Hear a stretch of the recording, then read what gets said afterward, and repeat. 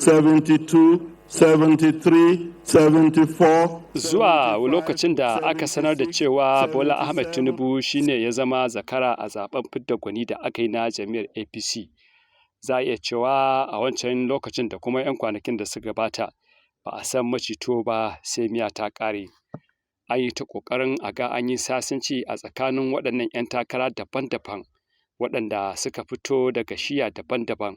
Sai dai rashin cimma nasara da kuma rashin samun sasanci don ganin sun bar wa mutum ɗaya tilo ya sa aka shiga fagen daga domin yin abin da ake cewa inda babu ƙasa nan ake gardamar raba kokowa. Mutum 23 ne dai da farko suka fito domin yin takara neman an tsayar da su a matsayin 'yan takarar shugaban ƙasa a jam'iyyar ta APC. Sai dai a lokacin da aka shigo fagen daga an sami mutum 10 waɗanda suka janye, sai kuma mutum 13 waɗanda suka haƙan cewa dole sai an fafata. Bayan kwashe tsawon dare da aka yi a tsakanin wakilan jam'iyya da suka zo daga ƙananan hukumomi 774 wadda kowace ƙaramar hukuma tana da mutum 3 daga ƙarshe har zuwa safiyar yau.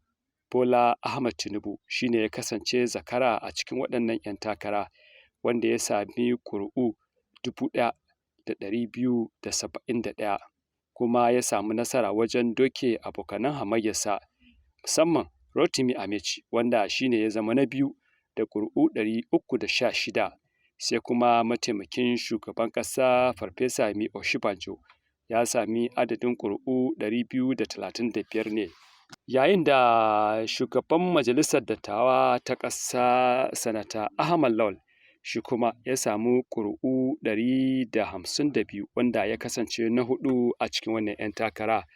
Mutum na 5 wanda shi ma ya taɓuka abin a zo a gani shine gwamnan jihar Kogi Yahaya Bello ya samu ƙuri'u 47 kuma ya kasance na 5. Na 6 su wanda shine gwamna David Umahi ya samu ƙuri'u guda 38 ne kacal. Za a ce dai an kammala zaben lami lafiya kuma tuni wanda ya kasance zakara Bola Ahmed Tinubu ya gabatar da ƙwarya-ƙwaryar jawabi inda yake nuna godiya akan tsayin daka da aka yi na ganin cewa haƙƙansa ya cimma ruwa. Ya kira ga sauran 'yan takara da waɗanda ba su samu nasara ba da su zo a sake haɗa hannu da hannu domin kai jam'iyyar nasara ga zaben da za a yi a shekarar 2023. A yanzu dai ta tabbata cewa Bola Ahmed Tinubu shine ɗan takarar jam'iyyar APC a zaɓe na shekarar 2023 kuma zai kafsa ne da ɗaya daga cikin jigo a cikin wannan takara ta neman shugabancin kujerar Najeriya wato Alhaji Atiku Abubakar wanda ya fito daga jam'iyyar PDP da sauran jigajigan 'yan siyasa waɗanda suka fito a sauran jam'iyyu daban-daban. Zaben da ake iya danganta shi a matsayin gagarbadan zaɓe na shekarar 2023. Ƙarshen rahoton kenan. Aliyu Raba Aliyu, labaran NTA Hausa.